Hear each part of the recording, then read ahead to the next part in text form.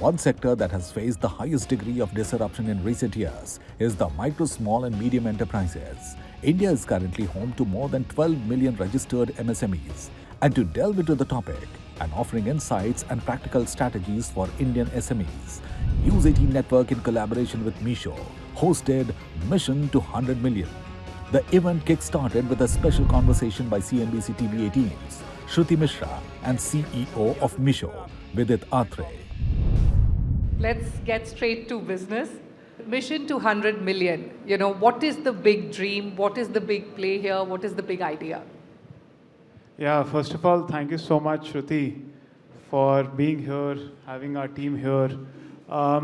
So Mission to 100 million, a lot of people here have been asking me this, like, hey, it's a very exciting tagline, what it really means. So if you look at today, India's small businesses, by most accounts, registered, unregistered, there are about 60 million small businesses.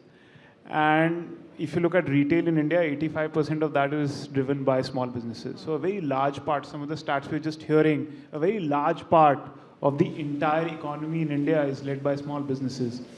And today, if you look at online, out of these 60 million, only about 1.5 to 2 million SMEs are selling online. Yeah. And I'll give you kind of a story as well. When the pandemic happened, we heard so many stories of small businesses who said, if I was online, I would have been able to kind of continue my business, continue my income in the family, and things would have been much better, but things were much harder for them because they were not online where everyone had to move online, right? So everyone realizes that being online is important, but still a very small part of small businesses in India are online.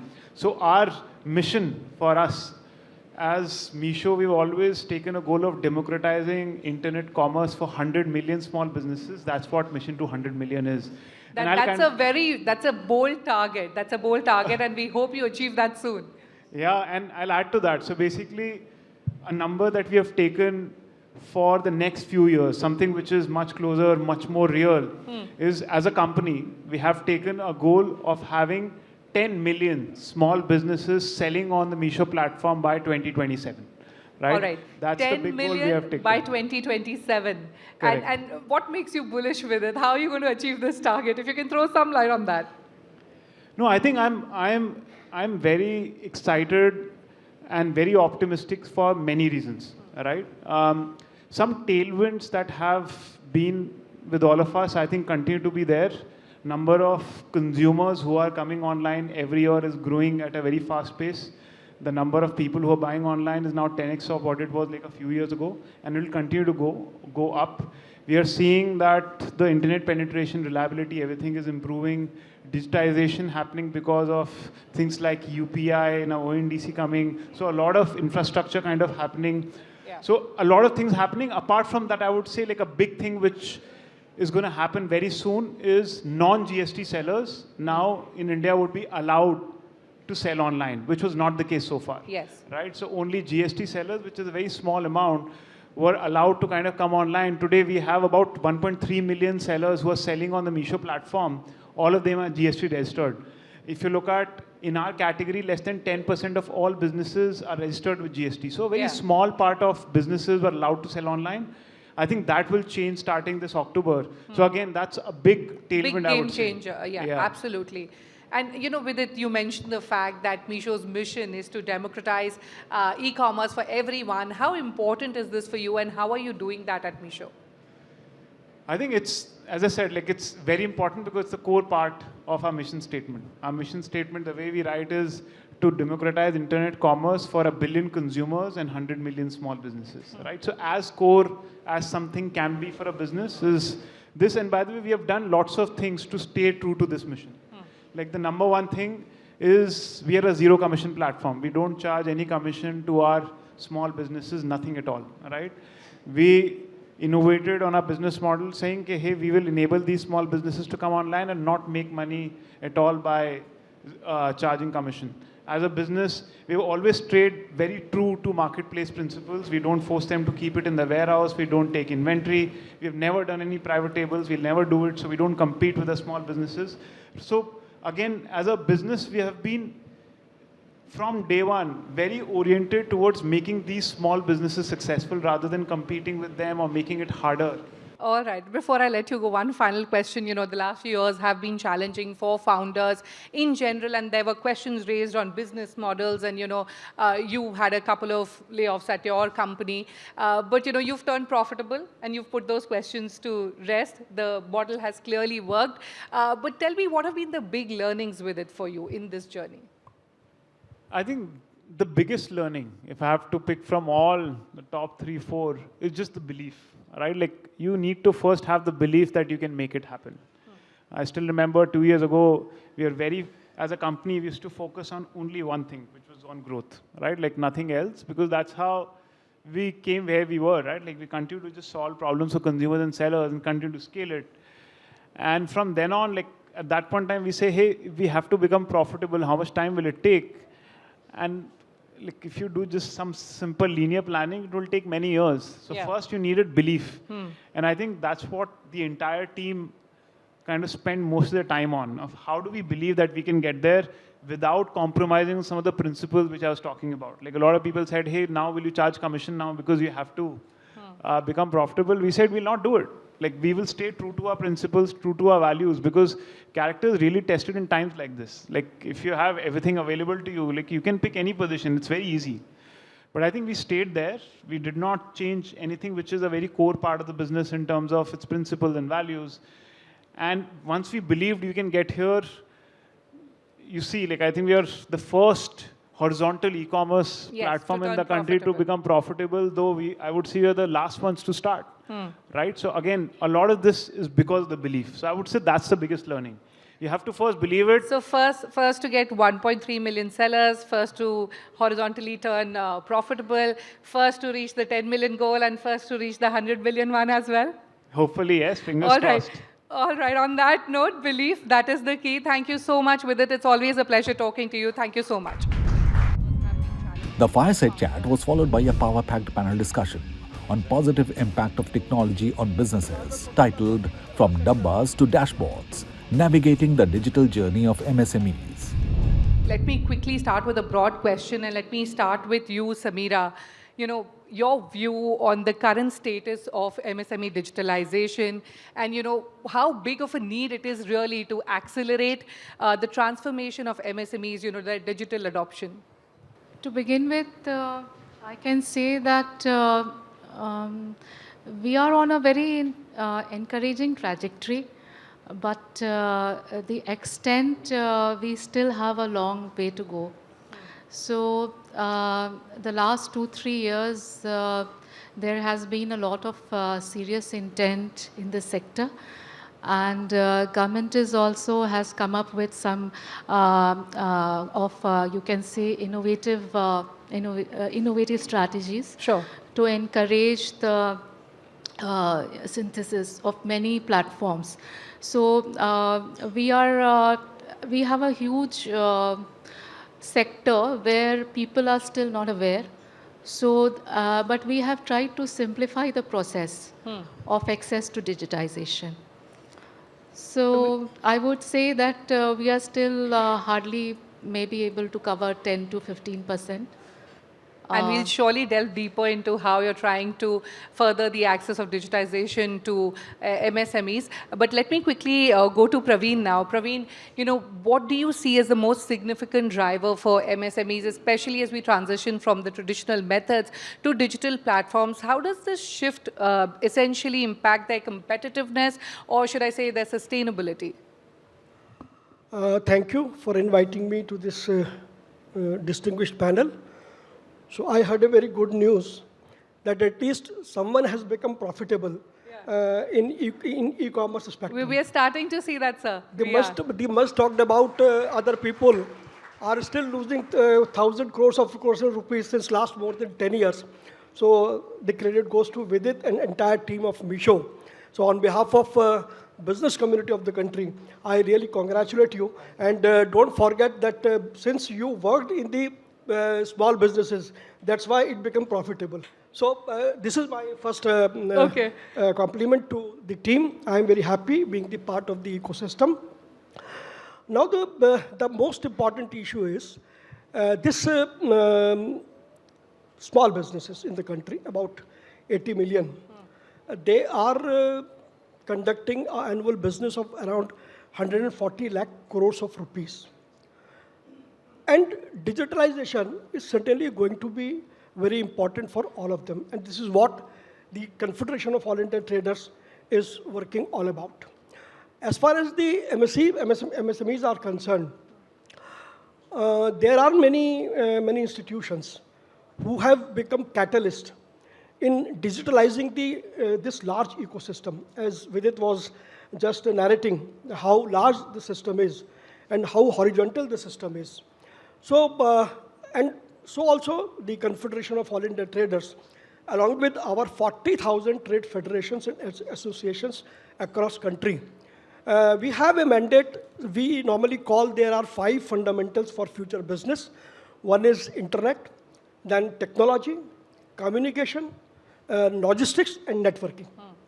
If you adopt these 5 basic fundamentals, then you have to be online. Could you elaborate with it? I know you spoke earlier as well, but could you give us some use cases of how you've helped companies come online and start on with their digital journey?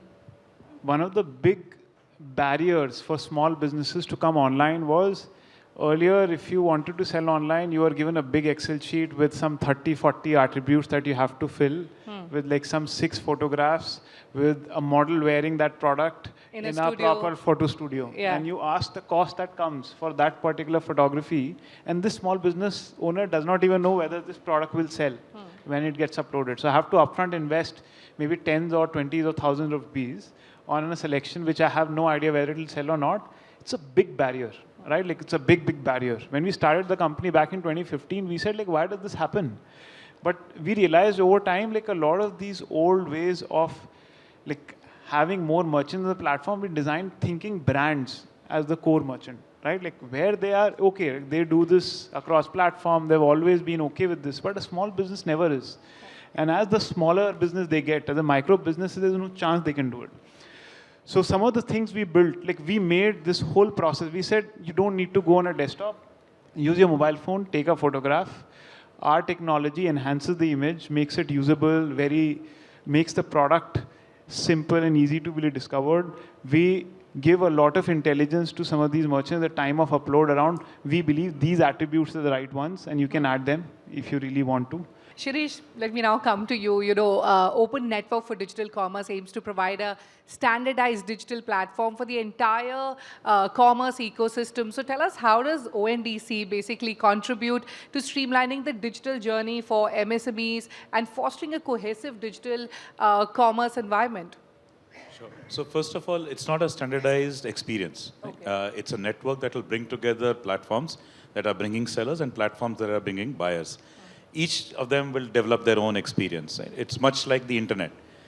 So each person who creates a website is creating their own experience. Each person who's browsing is using a different browser, but everybody is able to see everyone. And so what ONDC is doing is creating a network, not a platform. It's a network where various platforms will come, bringing their buyers and sellers. All of them will be able to connect with each other. Each can choose to build an experience that they believe their franchise would prefer and operate business on their terms. That's how it is doing it. So because we are not building a central standardized system, which can work for some and not work for many. Yeah, so you're customizing it for everybody. Correct. So you unbundle it, you reduce it to its building blocks and allow people to connect their way, which then allows anybody to do business. Twitter, tell me, how prepared are MSMEs really for this big shift in technology that is happening? Everyone's talking about generative AI, deep tech, but how prepared are they? No, I think Praveerji mentioned it, digital divide is still a big thing, right? Like a lot of us know about ChatGPT, all the things it can do, a lot of us have tried. Like a lot of SMEs, they will have no idea. So I think it's the responsibility of platforms like us to kind of solve that divide, right? Like how do we get... So how are you solving that divide? How are you planning some of to? the things, like I'll kind of repeat some of the 2 examples around what we are trying to do with generative AI. Like the first one that we are trying to solve is purely around customer support. We see consumers across the country who want access to instant support. They don't want to wait on a call for someone to get free and talk to them. And they want to speak to in their own language. Like, so a lot of chatbots, etc., that existed so far used to do an okay job in English. But like beyond that, if you make someone speak in Assamese or Telugu or some of the other languages, never ever effective. But we are seeing because of generative AI, like it is now possible for a consumer to basically connect and resolve a question that they have about an order they have placed with a small business, everything in all automated basis. So basically improving the experience 10x as compared to what it is right now, which builds confidence for a consumer to come back more and more. Sure. So generative AI around building better support experience for some of these sellers, I believe is one. Second, something we've started to see globally happen, as I said, like trust building. Like when you want to buy, you see profile of a small business on the Meesho app, right? Now, I haven't bought from this merchant before, so I don't know whether I can trust them or not. Suddenly, I go to the ratings and reviews section. There are lots and like there's some 10,000 reviews. Like what is important, what is not? Can someone summarize it for me? We are seeing like generative AI can produce like great output here. Yeah. It can look at everything and say, hey, basis your history, you care about these 3 things, and the feedback around these 3 parameters is ABC, right? So like helping a small business build trust with that consumer like really quickly possible because of generative AI. It's a very powerful use case, something that we are working on. So I would say like this, there are lots and lots of use cases. I've just started. Like I can go on and give you 10 things that can really help some of these small businesses. All right, Shirish, your views on this, how do we resolve this digital divide? How do we bridge the deep tech gap that is there? I think it'll be on the basis of people who will build the tools. So even now, in the deepest villages, people are able to use a smartphone. They didn't build the smartphone, but they can do things with it. And so as people build technologies, people build solutions, people build those resources, this digital divide will start to go away. So it should not become very difficult. It should not require an aggregator. It should not require an agency to go and help, let's say, an artisan to convert the crafts that he or she makes into a catalog.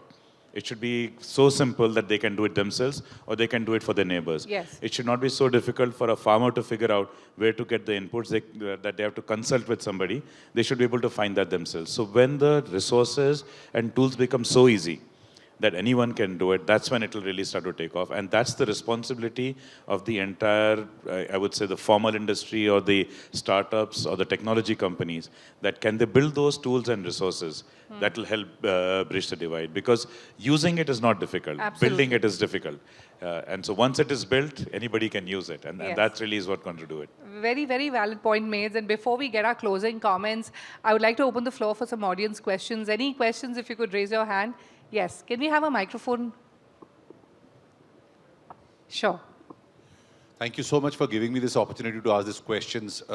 My question goes to Vidit and Sameera ma'am, because Sameera ma'am, I think while we are talking a lot about ONDC and we are talking of 100 million, we are not talking of ODOP, one district, one product, wherein you can straight away capture millions of MSMEs. And I think, ma'am, you were there when I met with you and Mr. Swine when he was there, the secretary. It is about the GI tax that the government of India is now very much focused on. So with it, my just wanting to understand, because I am coming from Ahmedabad and I am the director of MSME advising Niti Aayog. ODOP, your views and your views on GI tax. Sameera ma'am, GI tax, I think Swine sir was the one who started this with you are also there. Thank you. I would say it's a very good practical idea to do that. As a ministry, however, we are just not looking at ODOP. We also have aspirational districts. We have clusters. So what happens is where we are thinking of developing businesses, sometimes there are artisans who are congregated in certain areas, and of course linking them with the GI tags makes absolute sense. You may have a Balochri sari, you may have a Kolhapur chappal, right? So on, and you have basmati rice, so on and so forth. So it makes absolute sense. Also that the government itself has multiple ministries. Ministries have several interventions. And when you actually sit down and sit with several colleagues, you realize that many of us are doing the same things with slight modifications. So that's where the convergence approach comes in. And so all these are healthy and wealthy suggestions, or one district and aspirational. Then we also have districts where you have more of SC, STs. Then you have districts which are more of women artisans. And GI tags would make a lot of sense. So there also you have trademarks and patents coming in. So it all would actually make wonderful sense if the government and the industry and the stakeholder Sure. and the artisan, the Okay. person who's really creating, the creator would actually sit, and there's so many different walls would not be there to divide. Sure. Unfortunately, I'm cutting you in. We are pressed for time. Vidit is here. I'm sure he'll answer your question once he gets off stage. We're pressed for time, but thank you, panelists, for those fabulous insights. And thank you for being such a warm audience. Thank you so much.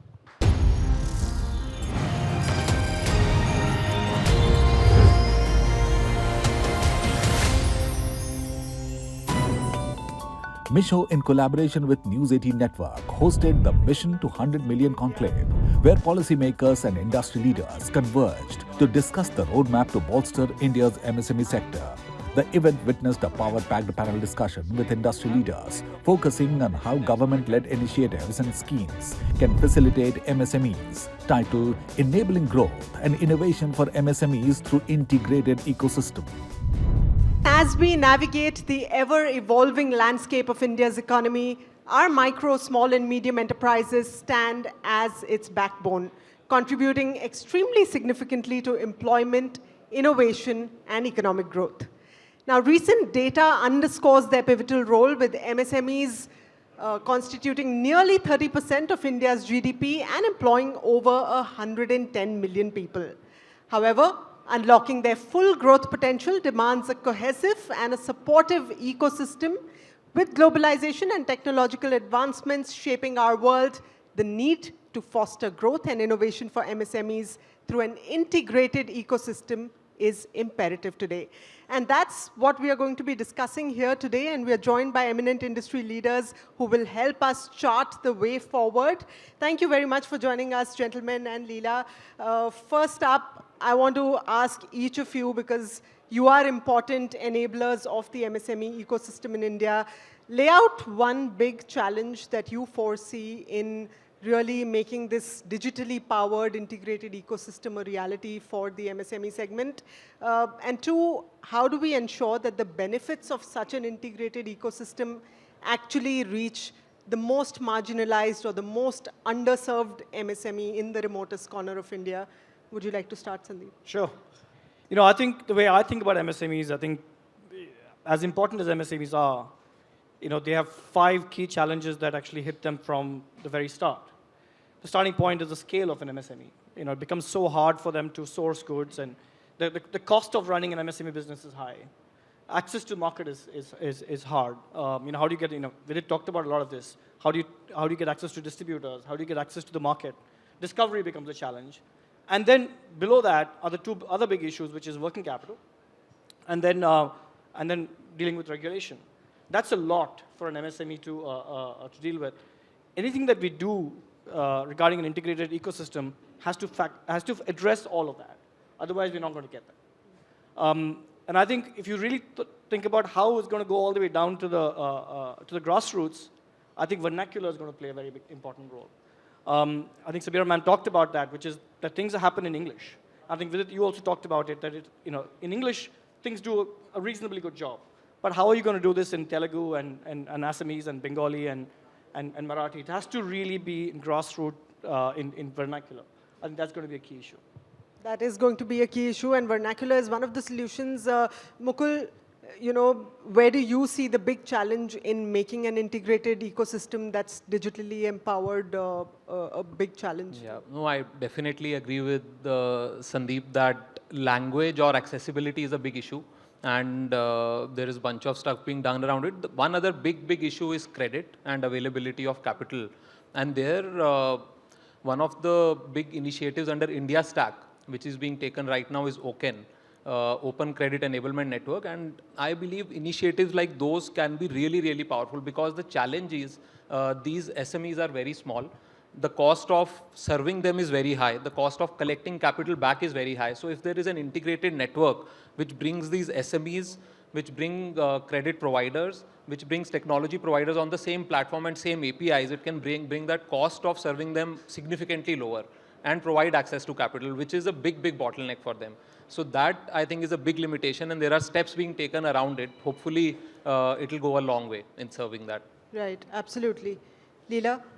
I'm going to continue on what he just mentioned on access to capital. We know that there's a 530 million credit gap in the MSME industry in India.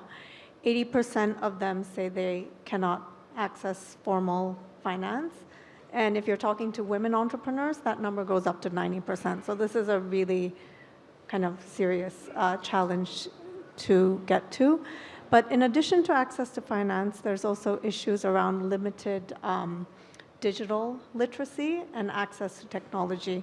And as the entire industry kind of digitizes, those that are unable to leverage technology or technology-enabled tools are going to get further left behind, kind of widening the gap between those that are able to thrive and grow and those that are just barely subsisting.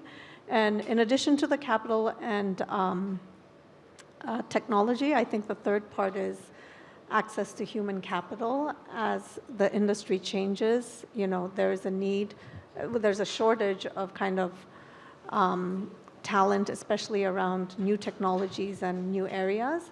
So I would say those are kind of the three building blocks. Right, skills, credit, human capital, all of that big challenges. Vikas, you want to add on to that?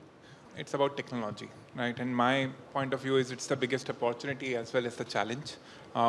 It's not about, I think Praveenji mentioned that smartphones are doing their work in the smallest of villages, but people definitely don't know what's a chip and how does a smartphone work.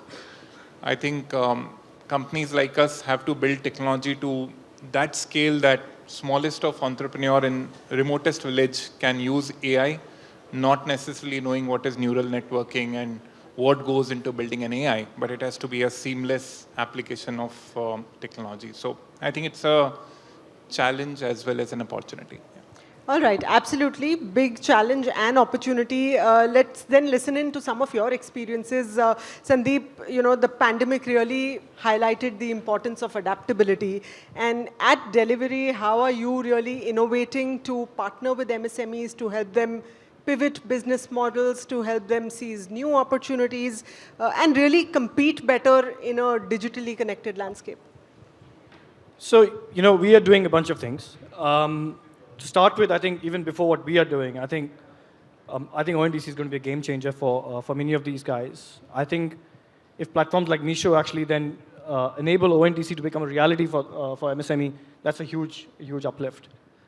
And then we are actually the guys who actually eventually make the last mile happen, right? So that's our role. And so we think about how can we make ourselves very effective for the MSME. And there are two things that we actually focused on. You know, we talked about the capital issue. There are many ways to deal with capital. And one of them is to actually shrink the amount of working capital you have in your pipe, which means increase the velocity of your supply chain. And what can we do to actually drive supply chain speed? So that's one thing that we're trying to do, which is how do you get the MSME to do more with less? And trying to enable our network to do that. The second thing is we have this new product called One Delivery. And the idea here is not to just think about what the last mile or how do you take a product from the seller to the end customer, but the guy got inventory in the first place. Where did the product come from? So you also have to think about the inward rather than not just the outward. Where does the person store the product? Did they import the product? Are they going to export the product? So Delivery One actually becomes a single platform that addresses the entire supply chain need of an MSME. So at least there's one issue that the guy doesn't have to worry about. He can outsource supply chain completely, address human capital issues, address working capital issues, and we do that in a completely variable model. So no fixed costs, it's pay-per-use. So that really is trying to focus ourselves on the small seller. And pay-per-use, and how affordable is it? Oh, we don't differentiate. So we are not a tax on the small seller. So the idea is to actually be very, very competitive with the market. So it doesn't matter whether you're a large guy or a small guy. As we get more efficient, we'll share that efficiency back with you. The SME guy is actually really important for us to succeed. So we want them to succeed. If those 8 crore sellers are not successful, we have no role to play. Right, absolutely. Well, because at Meta, you have many initiatives that boost small businesses, help them with digitalization, handhold them at various points. The journey really begins with identifying high potential micro, small, and medium entrepreneurs in India. That's a tough task in itself in a vast and complex and fragmented market like India. How do you go about doing that? And then can you share some use cases of, success stories, companies that have really leveraged the platform well, not just to discover audiences, but to keep them engaged and then show some tangible business results in the long run? See, thanks to our reach, just the data released in the last quarter report was 388 crore individuals use our products every month, and 310 crore use it every day. Right? That's nearly 40% of Earth's population. Thanks to it, the first task a MSME does after registering a company is opening an Insta page or a Facebook profile or a WhatsApp business page. So that's not very tough for us because they think we are their first partners after registering a company. The challenge starts from there. The challenge starts from there is how do we, these SMEs are, we are talking about, I'm going to SMBs, we are talking about bakers, we are talking about lawyers, we are talking about mom entrepreneurs. They are very good at the product. They need a lot of hand-holding in what we call as advertisement, right? And fundamentally, advertisements has changed. 10 years back, you used to buy space or spots. So many square feet, square centimeter space, or so many spots on TV. 5 years back, you used to go after reach and frequency. Today, we are promising outcomes and not spots, not reach, not frequency. So this is how we are helping these entrepreneurs where we launched something called Advantage suite of products. These are 12 products, all AI-based. Our total investment in AI is tens of billions of dollars, which the benefit comes to smallest of enterprise. Using this, I heard this example from Vidit a couple of times about image. So today you upload an image, we will color correct it, we will crop it, we will change where the text is positioned, we will even introduce motion on the image. Basis the individual to whom this image is going to get delivered. So you will see a very different image and I'll see a very different image. From a financial sector perspective, how can integrated ecosystems really help MSMEs adapt to some of these changes and also ensure that they have access and they effectively utilize all the financial tools that are actually available to them? Well, I think first when we look at MSEs, I think it's important for financial service providers to recognize that they're not a monolith, right? So we at CGAP, we've done some work on segmentation of MSMEs where we kind of look at them through 5 dimensions. The first is on kind of what kind of sector they operate in, because what we found is depending on the sector that they're involved in, their kind of business priorities, their risk for appetite, their growth pathways all look very different. Second is their kind of entrepreneurial mindset. On one end of the spectrum, you have your cautious entrepreneur. On the other, you have someone that's a lot more growth-driven, willing to take risks. And depending on where on the spectrum you sit, you would have different attitudes towards risk, different attitudes towards where you want that financing to come from. The third dimension that we look at is where on the growth journey you are as an MSME. So whether you're just starting out, whether you've reached some sort of steady state, or whether you're looking to expand, again, that would determine where you go looking for capital. And the fourth is the gender lens. We know that men and women have very different experiences when it comes to financial services, different risk appetites, different ambitions when it comes to growth.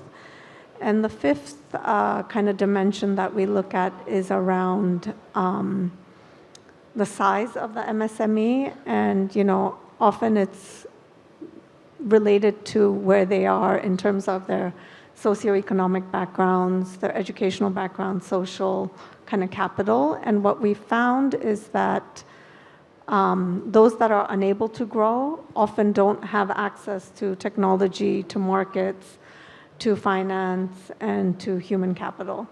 So I think as providers think about how to serve this segment, they need to really understand who they're trying to serve and then design products, delivery mechanisms, communication to really speak to their needs.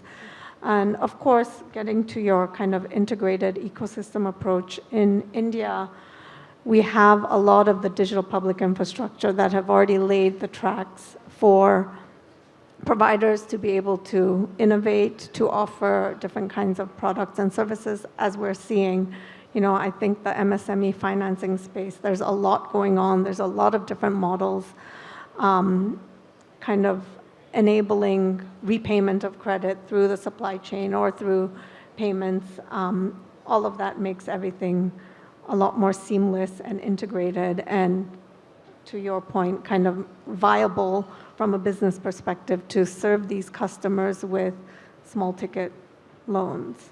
But I think knowing what we know about this about the credit gap for MSMEs, it's also important to keep in mind that the demand for informal finance is also very real, given the experiences that a lot of MSMEs have had with formal financial institutions. They've kind of been burned, or they just haven't been served at all. They found that products are not suited to them. It's really cumbersome. It's really painful for them. So I think even more important for providers to double down on the needs of the segment that they're really trying to go after to make sure it's serving a real. Well, unfortunately, we've run out of time absolutely on this panel. Thank you, gentlemen. Thank you, Leela, for joining us here today. That's a wrap on this particular session. Let's have a round of applause for our panelists here today. Thank you very much for joining us. The event was also graced by Narayan Rane, Union Minister for Micro, Small and Medium Enterprises, for a special address. Network 18 group और CNBC-TV18 ने एक महत्वपूर्ण कार्यक्रम का आयोजन किया है। आज के इस महत्वपूर्ण कार्यक्रम में देश भर से आए हुए MSME एसोसिएशन चैम्बर्स भाग ले रहे हैं। MSME रिपोर्ट का आज प्रकाशन होगा और इस क्षेत्र के बारे में महत्वपूर्ण सूचनाएं सामने आएगी। आदरणीय श्री नरेंद्र मोदी जी के नेतृत्व में MSME विभाग बेहतरीन प्रदर्शन कर रहा है। खादी NSIC केयर बोर्ड देश भर में फैले हुए DFO कार्यालय के माध्यम से हमारा विभाग रोजगार और GDP में महत्वपूर्ण योगदान दे रहा है। प्रजातंत्र में मीडिया की भूमिका अहम होती है। इस कार्यक्रम के माध्यम से MSME क्षेत्र के बारे में जागरूकता निर्माण करने के लिए आपके प्रयास अभिनंदन के पात्र है। आपके पुनः अभिनंदन करते हुए मेरे वाणी को विराम देता हूँ। जय Hind. The event also hosted a special segment where some of the best sellers on Meeshos across categories were felicitated for their contribution to e-commerce sector in India.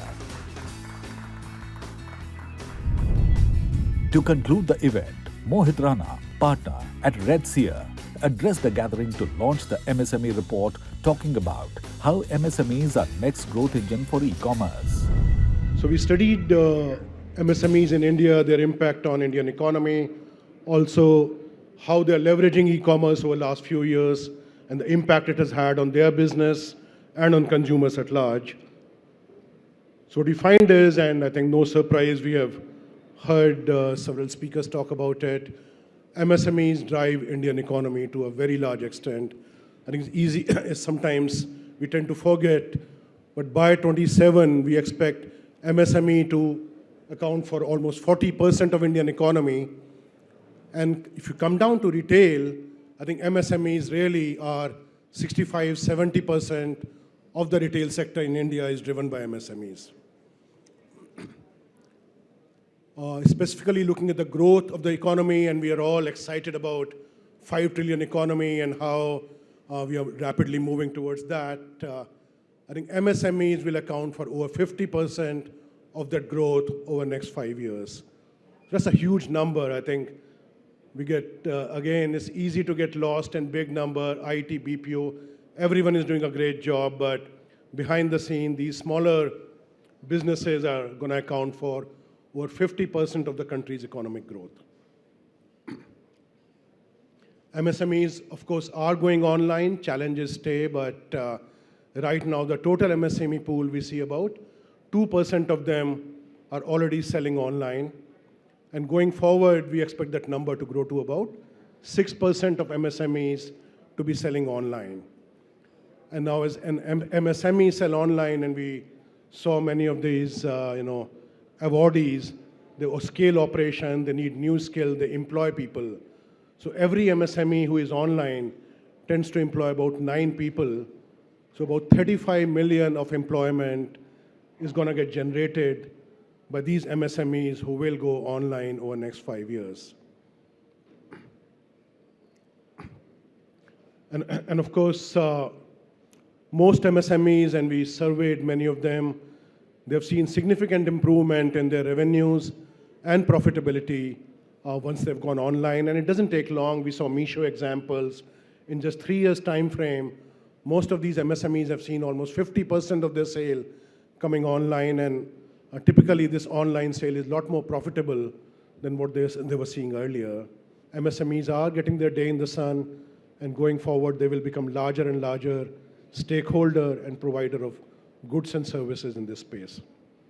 So with this, again, I would like to launch this report. You can scan the QR code available on your, the placard on your seat to view the report, the soft copy. I think some abridged version of the hard copy is also placed on the report. So thank you very much for this opportunity. Thank you.